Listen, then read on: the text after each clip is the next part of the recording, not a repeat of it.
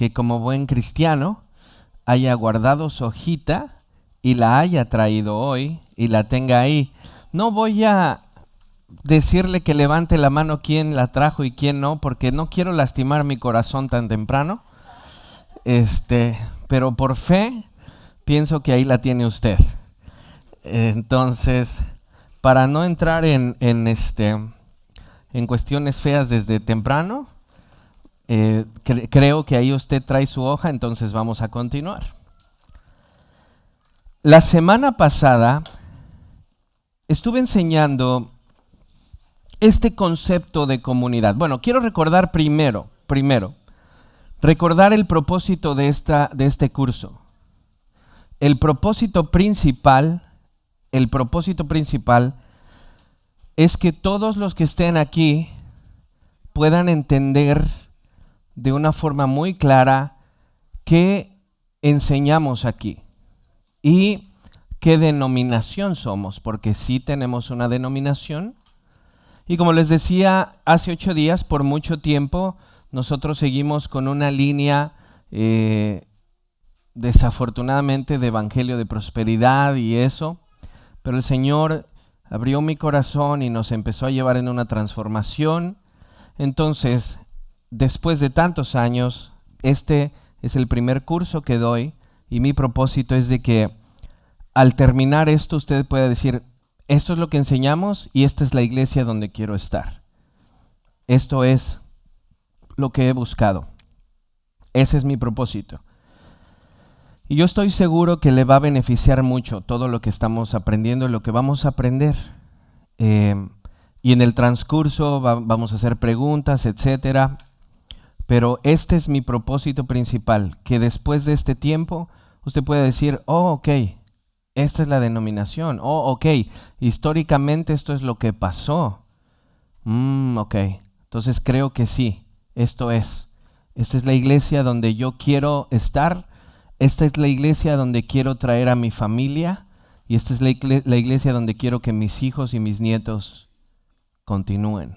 Entonces, hace 8 días comenzaba yo a explicarles lo que es el concepto de comunidad. ¿Se acuerdan? Comunidad, en pocas palabras, es unión común. Si la definimos en pocas palabras, es unión común.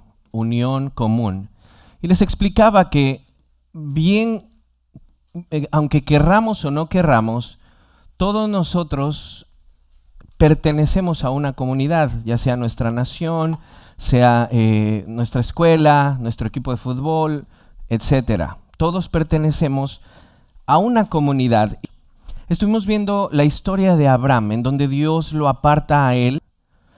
Dios comenzaría una comunidad que fuera especialmente para él, apartada para él. Y dijimos, mis hermanos, que a esa comunidad le dio un primer rito. ¿Qué primer rito fue? Circuncisión. Circuncisión. Y después de la circuncisión llegamos hasta y este es lo que vamos a ver hoy. ¿Cuál era el segundo rito que Dios les dio? ¿Ah? Pascua. Muy bien, Pascua. Entonces, tenemos en la comunidad antiguo testamentaria, la ponemos aquí, comunidad antiguo testamentaria. Tenemos personas que están unidas comúnmente, número 1, en Dios. Número 1. Número 2, a esa comunidad se les dio un rito, la circuncisión. Y también a esa comunidad se les da lo que es la Pascua. Y ya para terminar el repaso, leímos que si un extranjero o esclavo quería ser parte de la comunidad, tendría que forzosamente circuncidarse. ¿Se acuerdan de eso? Decían, mira, si hay una persona de fuera que no es hebreo, que no es descendiente de Abraham, pero quiere pertenecer a la comunidad hebrea, o es uno de tus siervos o esclavos, porque sí había esclavos, hermanos, en ese tiempo, y de hecho, muchas de las veces la mejor opción para una persona era ser esclavo de un buen amo. Era la mejor vida que podía tener. No crean que la esclavitud era mala en todos los sentidos. Había veces que el esclavo, la mejor forma de vivir era estar de esclavo bajo un amo que le proteja, un amo que le diera de comer, un amo que protegiera a su familia. Abraham era muy bueno en eso. Era una persona dadivosa y cuidaba de la gente. Entonces, si alguien, a pesar de que no era hebreo, quería entrar a la comunidad antiguo testamentaria, Dios dijo, es aceptado, pero se tiene que circuncidar. Y por otro lado les decía que también si un hijo de Abraham, aunque tuviera su propia sangre, no obedecía el rito, sería cortado de la comunidad. No importa que fuera descendiente de sangre. Entonces, este es el concepto, hermanos. Alguien puede entrar a la comunidad, pero se circuncida. Alguien que no se circuncida puede ser echado fuera. En eso nos quedamos. Entonces, a esta comunidad que Dios ha llamado, les dio la circuncisión. Y más adelante, cuando terminan de esclavos bajo Egipto, Dios les da una más. Vamos a su hojita, por favor. En el párrafo donde dice más adelante en la historia, antes de Éxodo 12, dice así. Más adelante en la historia, la comunidad del pacto termina como esclava de la nación más poderosa de aquellos tiempos, Egipto. Dios, en medio de esa situación, levanta un hombre para sacar a su comunidad de la esclavitud. Ese hombre era Moisés. Y fue a él, a Moisés, a quien Dios le dio un rito más, aparte de la circuncisión. A ese rito, y ese es el que vamos a ver ahorita, se le llamó la Pascua. Miren, en las otras culturas también había sacrificios. Egipto ofrecía sacrificios. Pero este era particular por lo que se hablaba del corderito y porque era un corderito. Muchas naciones incluso sacrificaban personas. Si hay algo que tienen los hebreos es que nunca sacrificaron personas, a excepción de cuando Dios le dijo, dame a tu hijo Isaac. Y no terminó sacrificado. Es una de las grandes diferencias entre el Dios de la Biblia y los dioses paganos. Vean entonces, esta comunidad que está en Egipto bajo esclavitud, Dios la va a sacar de ahí porque es su pueblo. Y para mostrarles cómo los va a sacar de la esclavitud, les da este rito. Vamos a leer en Éxodo 12 de 3 al 14. Esta es la primera vez que se nos enseña acerca de la Pascua. Dice, hablen a toda la congregación de Israel, y podemos decir, hablen a la comunidad de Israel. Y digan, el día 10 de este mes, cada uno tomará para sí un cordero, según sus casas paternas, un cordero para cada casa. Pero si la casa es muy pequeña para un cordero, entonces él y el vecino más cercano a su casa tomarán uno según el número de personas. Conforme a lo que cada persona coma, dividirán ustedes el cordero. El cordero, y esto es importante, el cordero será un macho sin defecto. Obviamente, mis hermanos, en la representación de nuestro Señor. Usted puede subrayarlo en su Biblia o en su hoja, pero el cordero que Dios pide que sacrifique Israel debía de ser un macho sin defecto. Cuando Jesús viene en el Nuevo Testamento, los judíos estaban trayendo corderos tuertos, con muchos problemas, y eso no era lo que Dios había ordenado. Miren, sigo leyendo. ¿Sí tenemos los versos ahí arriba? Sí. Dice, conforme a lo que cada persona coma. El cordero será un macho sin defecto de 1 año. Lo apartarán de entre las ovejas o de entre las cabras y lo guardarán hasta el día 14 del mismo mes. Dice después: entonces toda, vean, la asamblea de la comunidad o congregación de Israel lo matará al anochecer. Ellos tomarán parte de la sangre y la pondrán en los 2 postes y en el dintel de las casas donde lo coman. Comerán la carne esa misma noche, asada al fuego, y la comerán con pan sin levadura y con hierbas amargas. Ustedes no comerán nada de él crudo ni hervido en agua, sino asado al fuego, tanto su cabeza como sus patas y sus entrañas. Otra cosa interesante: no dejarán de nada de él para la mañana, sino que lo que quede de él para la mañana lo quemarán en el fuego. De esta manera lo comerán ceñidas sus cinturas, es decir, preparados, vestidos, las sandalias en sus pies y el cayado en su mano. Lo comerán apresuradamente. Y aquí es donde el Señor dice: esto es la Pascua del Señor. Porque esa noche pasaré por la tierra de Egipto y heriré a todo primogénito en la tierra de Egipto. ¿Qué hablábamos hace 8 días de la soberanía de Dios? O hace 8 días. ¿Quién va a herir a la tierra de Egipto? Dios, hermanos. Bastante fuerte para una cultura tan débil como la que tenemos hoy. Porque esa noche pasaré por la tierra de Egipto y heriré a todo primogénito en la tierra de Egipto, tanto de hombre como de animal. Ejecutaré juicios contra todos los dioses de Egipto, yo el Señor. Otra cosa importante: recuerden que cuando les pongo en negritas es porque quiero que observen algo. La sangre les será a ustedes por señal en las casas donde estén. ¿Qué les será por señal de la Pascua? La sangre, hermanos. La sangre les será por señal. Cuando yo vea la sangre, pasaré de largo.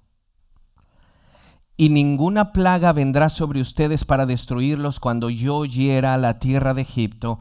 Y este día será memorable para ustedes y lo celebrarán como fiesta al Señor. Lo celebrarán por todas sus generaciones como ordenanza perpetua. Sigo leyendo en el párrafo que sigue. Este rito o ceremonia fue ordenado por Dios. ¿Para quién? Para la comunidad del pacto.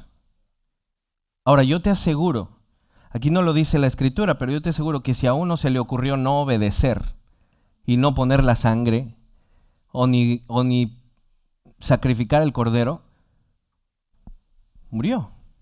O el primogénito de su casa, ¿sí?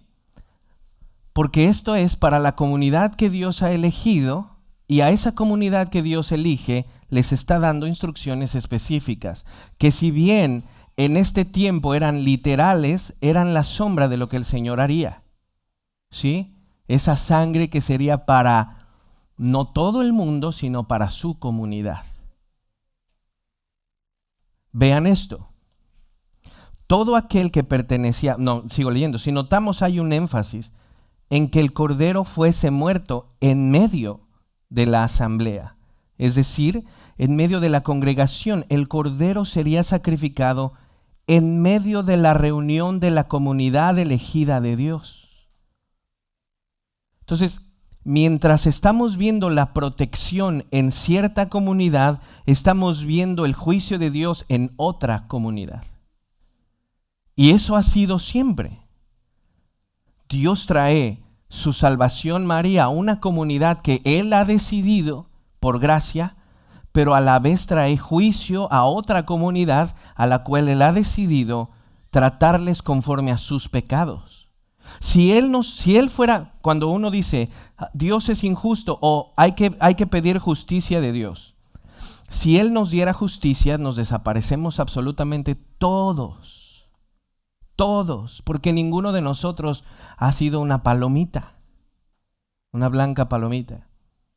Decía el pastor Buddy Bachman, lo que me sorprende de haber amanecido hoy es haber amanecido. Porque por lo que pensé ayer, dice él, yo debería de estar muerto, según el estándar de Dios. Entonces, no es que los hebreos tuvieran algo especial. Dios los hizo especiales. Eso los hace especiales. El amor de Dios puesto en esa persona. Porque Abraham y sus descendientes, así como todo ser humano, por naturaleza no queremos a Dios. Entonces, observa eso. Hay salvación, pero también hay juicio. Y la salvación viene para la comunidad que está cubierta con la sangre que se pintó en los postes. Mientras tanto, la comunidad de los egipcios está siendo visitada por el ángel de Dios. Sigo leyendo, hermanos.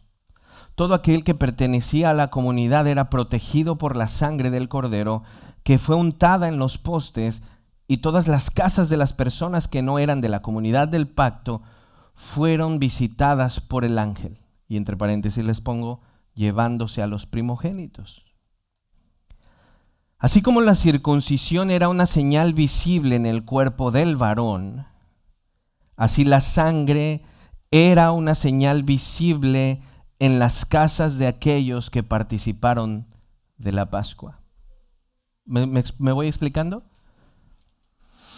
Al ser la Pascua algo tan especial, Dios, observen, al ser la Pascua algo tan especial, Dios una vez más dio instrucciones específicas. ¿Para qué? Para aquellos que no pertenecían a la comunidad y querían participar de la Pascua. Lo que estamos a punto de leer podría levantar en el corazón de alguien un sentido de discriminación. Alguien podría decir, esto es discriminación. Y sobre todo, sí, tengo que decirlo siempre, sobre todo en nuestros días.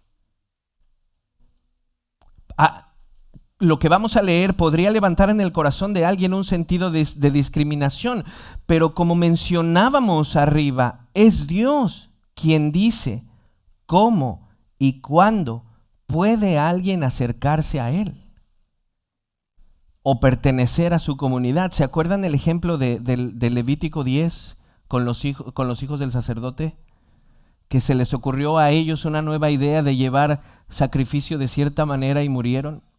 Porque es Dios el que dice quién, cómo, cuándo se acerca uno a Él. Vean lo que dice. Es Él quien dice quién y cómo se debe participar de los ritos, ceremonias, que Él mismo ha instituido. Entonces tenemos la Pascua. ¿Quién puede participar de la Pascua? Ya tenemos la circuncisión. Eso es para los hijos de Abraham. Y si viene un extranjero y quiere ser parte de la comunidad, órale, mijo, circuncisión. Pero ahora les da la Pascua, y la Pascua, ustedes y yo que somos nuevo testamentarios sabemos que es un reflejo de Jesús. Ellos no. Ellos solamente estaban entendiendo el rito como algo que los protegía de la muerte. Eso es todo. Ellos están diciendo, lo que el Señor ordenó es matar un corderito sin defecto y que le pusiera la sangre, y esta sangre es lo que el ángel de la muerte va a ver, y al verla no entra a mi casa. Eso es todo lo que ellos entendían. Nosotros sabemos que era Jesús, pero ellos no. Ahora, la razón de que sea un simbolismo de Jesús hace de esto algo muy especial. Hace de la Pascua algo precioso, que tiene un simbolismo muy cargado. Entonces, Dios tenía que decir quién puede participar de la Pascua y quién no. ¿Se han dado cuenta que tío Jesse, cuando estamos participando de la Santa Cena, nos da un tiempo para escudriñar nuestro corazón por lo que estamos a punto de tomar? Bueno, ese concepto de exclusividad viene desde el Antiguo Testamento, de tener cuidado de quién y cómo participamos de la cena o de la Pascua. No es cuestión de uno, es cuestión de Dios. Y por eso le hemos puesto una pausa a la Santa Cena, porque quiero que veamos todo lo que el Señor pide para que cuando volvamos a tomarla y Pastor Jesse la comparta, tengamos un mejor entendimiento de qué estamos haciendo. Y que si en algún punto se dijera, hermano, creo que tienes que revisar tu corazón o esto y lo otro, entendamos que no es porque uno se pone de juez, sino porque Él mismo hace una exclusividad en su cena. Vean esto, Éxodo 12, 43 al 49. Y el Señor dijo a Moisés y a Aarón, esta es la ordenanza de la Pascua. Vean, ¿qué dice ahí? Ningún extranjero comerá de ella. Y uno puede decir, eso es discriminación. Pero yo les digo, ¿quiénes somos nosotros para decirle a Dios qué debe de hacer con sus cosas? No puedo. Es lo mismo que Pablo dice cuando habla de la predestinación. Pero, ¿quién eres tú, hombre, que te pones a alegar con Dios? Esto para nuestros días es así como que esto no es posible, esto es discriminación. Pero Dios le dice a su comunidad, ningún extranjero comerá de ella. Pero ahora da un contraste. Veamos, sigamos leyendo. Pero el siervo comprado por dinero, una persona que no es hebrea o de la comunidad, después de que lo circunciden, podrá entonces comer. ¿Ya vieron? Hay una exclusividad, pero también una inclusión. Pero es Dios quien les dice cómo. Dice, podrá entonces comer de ella, pero el extranjero y el jornalero no comerán de ella. Lo remarca bastante, tía. Se ha de comer cada cordero en una misma casa. No sacarán nada de la carne fuera de la casa, ni quebrarán ninguno de sus huesos. Ojo acá, otra profecía del Señor. Ni quebrarán ninguno de sus huesos. ¿Huesos de quién? Del cordero. Por esa razón, a Jesús no le quebraron ningún hueso. ¿Se acuerdan cuando el soldado romano fue para ver si Jesús estaba muerto? Lo que hacían era romperles las rodillas para que cayera el peso y se asfixiaran, pero cuando llegaron, Jesús ya estaba muerto, solo le enterraron la lanza. Y dice, esto fue para que la escritura se cumpliera de que ninguno de sus huesos sería roto. Viene desde aquí. Impresionante, hermanos. Impresionante que Moisés haya escrito esto en el 1500 antes de Cristo. Sigo leyendo. Se ha de comer en una misma casa, no sacarán nada de la carne fuera de la casa, ni quebrarán ninguno de sus huesos. Toda la congregación de Israel la celebrará.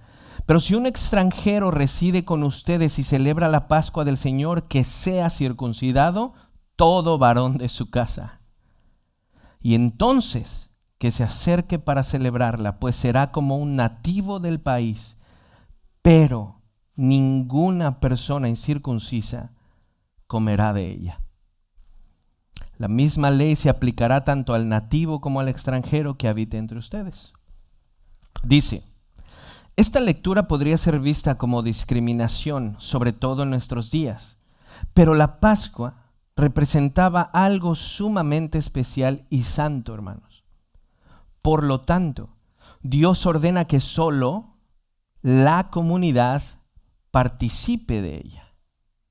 Entonces, ¿qué está pasando? ¿Qué está pasando alrededor? Estamos viendo que hay una gente protegida y los primogénitos de Egipto muriendo. Ahora, no es de que uno diga, wow, pobrecito los de Egipto. Los de Egipto habían matado o querido matar a todos los niños hebreos un poco antes. ¿Sí? Eran malos. Entonces no crean que Dios en todo lo que hace, nunca, jamás comete una injusticia. Nunca. Entonces sigo leyendo. Dios ordena que solo la comunidad participe de ella. Y si algún extranjero desea participar, necesita primero circuncidarse para poder así participar. Hermanos, todo lo que escribo y todo lo que estamos viendo es por algo. Yo sé que esto es hablar de la membresía de una iglesia para entender qué es lo que esta iglesia cree y enseña, pero los tengo que llevar desde ahí para que cuando lleguemos al Nuevo Testamento y veamos lo que se hace en una congregación ya nuevo testamentaria, veamos por qué sí, por qué no, de dónde viene y todo eso. Por eso el trasfondo desde atrás. Dios dice, a través de Moisés, saca a su comunidad de Egipto para que así ellos pudieran servirle. Y no solo eso, sino que Dios cumpliría la promesa de darles una tierra, Canaán. Ahora bien, cuando Dios llamó a Abraham, solo le dio el rito de la circuncisión como señal del pacto, ¿verdad? Ahí estamos, aquí. Este es el primer rito que Dios le da a Abraham. Si bien Abraham ya había hecho sacrificios, ¿se acuerdan que ya había Abraham hecho algunos sacrificios? La señal en su carne, la circuncisión, era la señal visible de que él estaba con Dios. Vean lo que escribo ahí. Dios le dio el rito de la circuncisión como señal del pacto. Más adelante les da la Pascua. Aquí estamos ya. Pero ahora, esto es interesante, ahora que la comunidad se va a convertir en una nación, ¿sí? Con Abraham eran unos nómadas que andaban de aquí para allá. Ofrecían algunos sacrificios a Dios, eran los circuncidados, ya tienen la Pascua, pero ahora Dios les dice lo que le prometió a Abraham en cuanto a la tierra, en cuanto a la tierra, o en cuanto a lo terrenal. Le dijo, te daré una tierra que emana leche y miel, ¿no? Canaán. Entonces, ahora ellos están a punto de llegar a ese lugar de tierra que Dios les va a dar. Juanca, ya no van a andar brincando de aquí para allá. Se van a establecer en una tierra, por lo tanto, van a necesitar leyes, porque ahora van a fungir como nación. Ya no son nómadas que andan de aquí para allá. Van a una tierra y Dios mismo les va a dar las leyes. ¿Van conmigo? Entonces están a punto de entrar, vean lo que sigo diciendo ahí. Pero ahora que la comunidad se va a convertir en una nación, es decir, van a tener un territorio delimitado, ya no estarán más como nómadas, ahora es necesario tener leyes específicas. Por ello que antes de que entren a la tierra prometida, Dios les da lo que es conocido en la teología reformada como su ley moral. Dios les da la ley moral o los 10 mandamientos.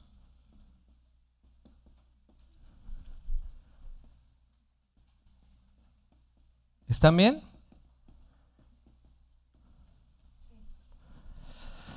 Miren, la comunidad está creciendo, está avanzando, tienen en común a Dios, tienen en común la circuncisión, tienen en común la Pascua. Pero ahora que van a entrar a una tierra y se van a convertir en la nación de Israel, tienen que tener leyes. Y después van a tener un rey. Esa ley de Dios es la ley moral o los 10 mandamientos. En el antiguo, en la comunidad antiguo testamentaria, después de hacer un estudio correcto de lo que significa la ley se puede dividir en 3 partes. Ley moral, ley civil o judicial,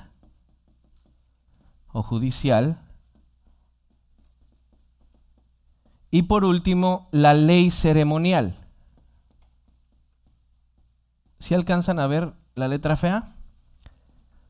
Miren, Juanca, ¿me explico? Ahora ya van a tener un territorio. Ya necesitan leyes para que ellos puedan moverse. Cuando nosotros leemos la palabra ley en el Antiguo Testamento o en el Nuevo, tenemos que identificar a qué ley se refiere.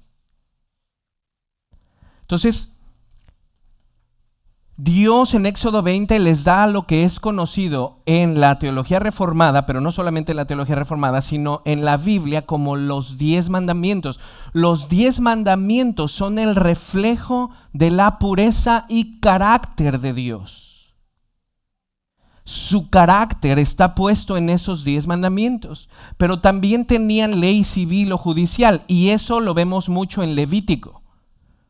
En Levítico tú te das cuenta incluso de qué Dios decía de comprar y vender una casa, qué pasaba si la casa tenía moho, un montón de cosas, muchas cosas que de repente no leemos. Y la ley ceremonial incluye la Pascua y la circuncisión. Ellos son parte de la ley ceremonial, y no solo eso, sino todas las ceremonias que les dio a esa comunidad antiguo testamentaria. ¿Me explico? Entonces, podemos dividir la ley en 3 partes: moral, civil y ceremonial. Pero de la que vamos a hablar ahorita, que es la que les va a dar para entrar a Canaán y ya ponerse como nación, es lo que es conocido como su ley moral. Y cuando lleguemos al Nuevo Testamento, nosotros tenemos que ver qué nos dicen los apóstoles acerca de esto, para saber si la ley moral continúa para el creyente, si la ley civil continúa para el creyente, y si la ley ceremonial continúa para el creyente. Nosotros en la nueva comunidad debemos de saber qué de eso todavía nos aplica y qué no. Porque llegaría un tiempo en donde hay una reforma o renovación cuando el Señor viene y hace el nuevo pacto. Nuevo pacto, hay una reforma, ¿sí? Y nosotros somos la comunidad del nuevo pacto. Tenemos que entender qué es para nosotros y qué no. Entonces, hermanos, a ellos les da los 10 mandamientos. Vamos a leer. Éxodo 20, ¿qué horas son? Ya casi. Dice: entonces Dios habló todas estas palabras diciendo: yo soy el Señor tu Dios, que te saqué de la tierra de Egipto, de la casa de servidumbre. Y aquí le empieza a dar los 10 mandamientos. Número 1, no tendrás otros dioses delante de mí. Ese es su carácter, refleja su carácter.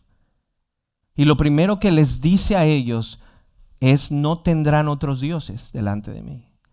Es tan importante este mandamiento, mis hermanos, que es con el que abre.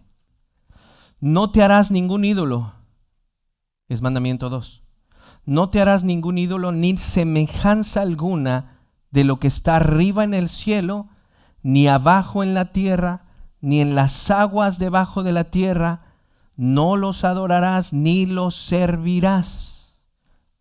Dios está hablando con su comunidad que está a punto de entrar a Canaán. Sigo leyendo.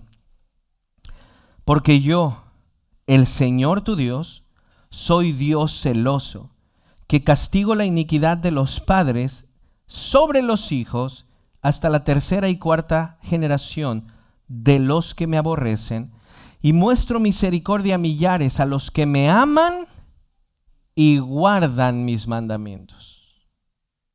Específicamente estamos hablando de los 10, más aparte la ley civil y la ley ceremonial.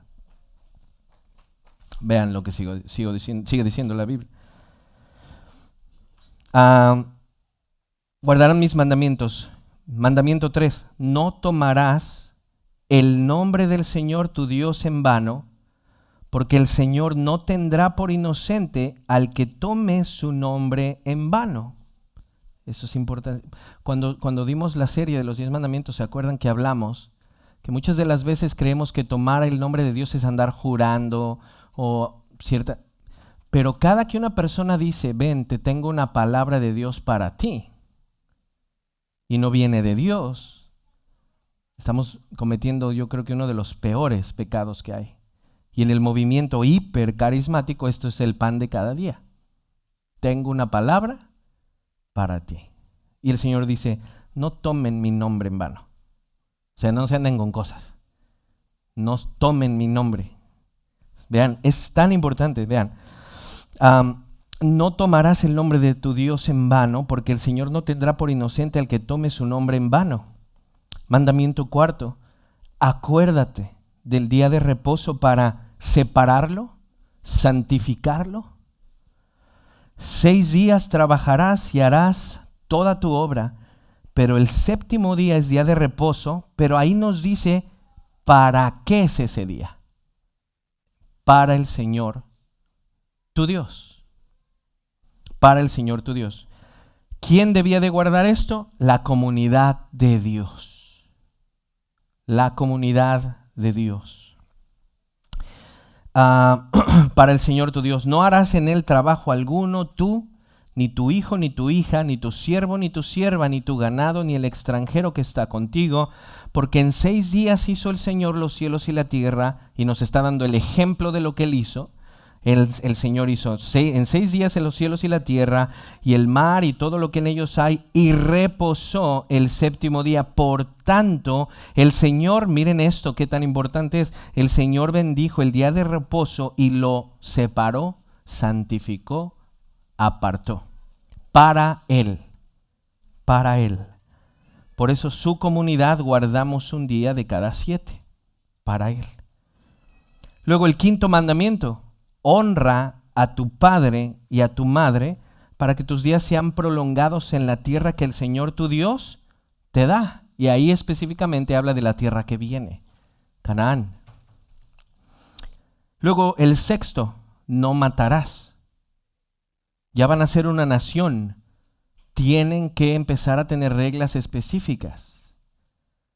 Pero como el Señor también hizo un ejército, ese no matarás, hay una excepción en el ejército. Por eso a Josué le dice, ve y termina con todos ellos. Si Dios le da la orden militar a Josué de ir, no está rompiendo el mandamiento. Es decir, no matarás por matar o porque a ti se te dio la gana. ¿Me explico? No matarás, sexto mandamiento, no cometerás adulterio, séptimo, no hurtarás, octavo, no darás falso testimonio, noveno, no codiciarás la casa de tu prójimo, décimo, junto con la mujer de tu prójimo, ni su siervo ni su sierva, ni su buey ni su asno, ni nada que sea de tu prójimo. Todo el pueblo percibía los truenos. Es tan especial lo que pasó en ese momento. Todos los pueblos percibían los truenos y relámpagos, el sonido de la trompeta y el monte que humeaba. Cuando el pueblo vio aquello, temblaron y se mantuvieron a distancia. Fue la única vez que Dios mismo escribió con su dedo los mandamientos. ¿Se acuerdan? Que Moisés regresó enojado, los rompió, porque aquellos ya estaban dance y dance con el becerro de oro.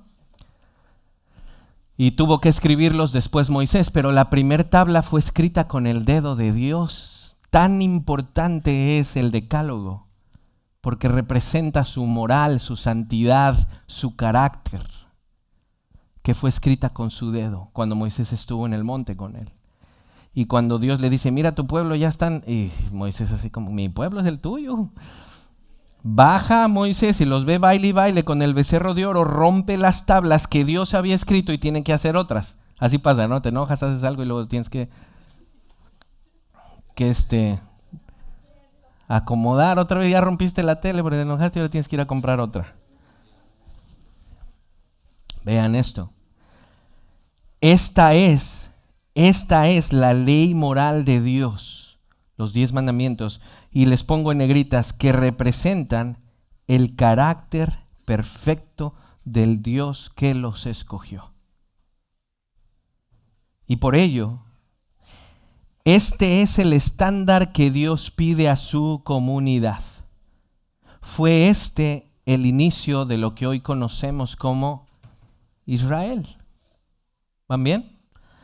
Israel es definitivamente parte importante del plan de redención, pero no es el objetivo de la redención. Ahí les va otra vez. Israel es parte importante de la redención, pero no el objetivo, Axel. ¿Es parte importante de la historia? Claro que sí, pero no el objetivo. Y es ahí a donde aquí nos empezamos a dividir con otras denominaciones cristianas. Y que es donde tú tienes que empezar a ver lo que enseñamos y ver si lo que digo es cierto y con la forma en la que estoy interpretando y enseñando, no solo yo, miles de iglesias también, es correcta. Entonces vean lo que pongo aquí. Israel es definitivamente parte importante del plan de redención, pero no el objetivo. ¿A qué me refiero con esto? Antes de pasar, ¿quedamos? Hay una comunidad que están unidos comúnmente con la circuncisión, con la Pascua, con la sangre y con la ley moral de Dios. Eso los une, ¿sí? Y todo aquel que quiera entrar a esa comunidad, circuncisión. Y todo aquel que está allá adentro y no quiere obedecer, fuera de la comunidad. Ok. Muchas personas han, desde mi punto de vista, según he estudiado las Escrituras, y no quiero decirlo solo desde mí, sino de muchísimos pastores y teólogos que hay por ahí, muchas personas han malinterpretado la historia redentora, poniendo como foco principal a la nación de Israel.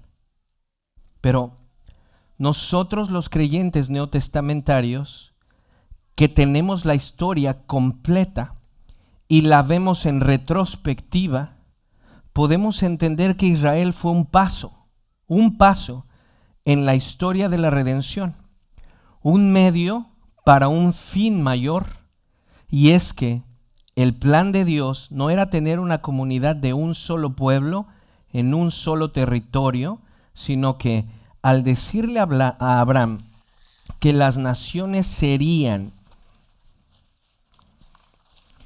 benditas en su simiente, eso mismo, o sea, las naciones serían benditas, las naciones serían benditas. Y eso se lo dijo a Abraham desde Génesis 12, 15 y 17. Al decirle Dios a Abraham que las naciones, plural, serían benditas en su simiente, ya ahí se nos dice que no era de algo particular, que no era una nación de sangre, de territorio, sino que traspasaría fronteras. La bendición a través de Abraham. Vean, en su simiente, eso mismo nos enseña que el plan original traspasaba la frontera de Canaán y la etnicidad israelita. Cuando él dijo, en tu simiente serán benditas las naciones, ya con eso tenemos un indicio de que iría más allá de lo que es la familia de Abraham, su sangre y su tierra. Israel es un medio para un fin, no el objetivo en sí. Vean lo que dice la Confesión de Londres, capítulo 7, párrafo 3. Este pacto es revelado en el Evangelio. Y cuando habla ahí de un pacto, habla del nuevo pacto que vendría en Jesús. Vean eso.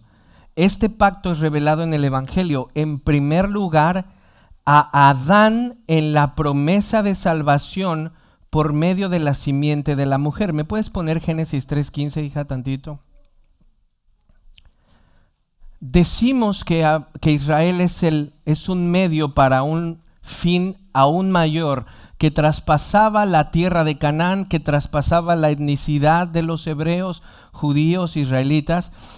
Cuando Adán cae, Adán y Eva, vean que aquí es la primera vez que Dios promete que una persona llegaría a salvarnos. Pondré enemistad entre tú y la mujer, entre tu simiente y su simiente. Y aquí vean, la traducción de las Américas le da en el punto: él te herirá en la cabeza y tú lo herirás en el talón. Esa es la primera vez, Juanca, desde Génesis 3 que se habla de un él, hablando de Jesús. ¿A qué voy con esto? A que el plan de salvación estaba determinado desde siempre y que no era solamente para los de Israel. y que la iglesia no es un paréntesis porque de repente Israel rechazó al Señor y Dios puso un plan B, que es la iglesia. No, la iglesia fue el plan, siempre. Vean lo que sigue diciendo la confesión. Adán en la promesa por medio de la simiente de la mujer. ¿Qué estoy diciendo? Israel es un medio para un fin mayor.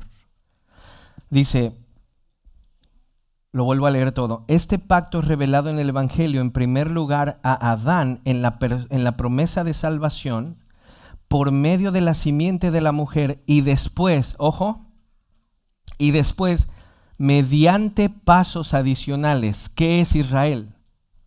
Un paso adicional para un fin mayor. Mediante pasos adicionales hasta completarse su plena revelación en el Nuevo Testamento. Y tiene su fundamento. ¿Dónde está el fundamento del pacto, del nuevo pacto de Jesús para salvar a muchísimas personas? Tiene su fundamento en aquella transacción del pacto eterno que hubo entre el Padre y el Hijo acerca de la redención de los elegidos. ¿Cómo se llama este pacto, hermanos? Los que ya vieron teología pactual. El pacto de redención, que sale de la eternidad y es el pacto entre el Padre, el Hijo y el Espíritu Santo. Con esto termino. Tito 1, 1, 2. Tito 1, 1, 2. ¿Qué estoy diciendo? Israel es un paso, y lo mismo que dice la confesión, creemos que es bíblico lo que dice, es un paso para un fin, un paso adicional. El plan de salvación, no solo de Israel, sino de otras naciones, ha sido el plan desde siempre. ¿Me expliqué con lo que dije? Ha sido el plan desde siempre. Israel es especial en un sentido, claro que sí, de ahí viene el Señor. Claro que sí, pero fue un medio para el fin. Y vean lo que dice, Pablo, siervo de Dios y apóstol de Jesucristo, conforme a la fe de los escogidos de Dios, la comunidad, y al pleno conocimiento de la verdad que es según la piedad, con la esperanza de vida eterna, la cual Dios que no miente prometió desde los tiempos eternos. Desde antes de la fundación del mundo, el Cordero estaba destinado para salvar. ¿Salvar a quién? A muchas familias de toda tribu, lengua y nación. Israel es importante, claro que sí, pero es el medio para un fin. Continuamos dentro de 8 días, mis hermanos, y vamos a tomar un descanso.